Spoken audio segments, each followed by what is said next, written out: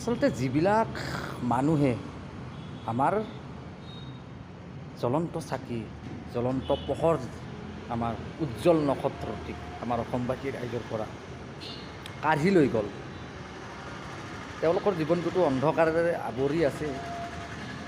তথাপি আজি দীপাৱলী, হেপ্পী বুলিতো ক'ব নোৱাৰোঁ আৰু কোনেও নোৱাৰে, অসমবাসী ৰাইজে কোনেও হেপ্পী দেৱালী ক'ব নোৱাৰে। তথাপিও আনহেপ্পী দেৱালী বুলি এবাৰ মনটোক সান্তনা দিলোঁ।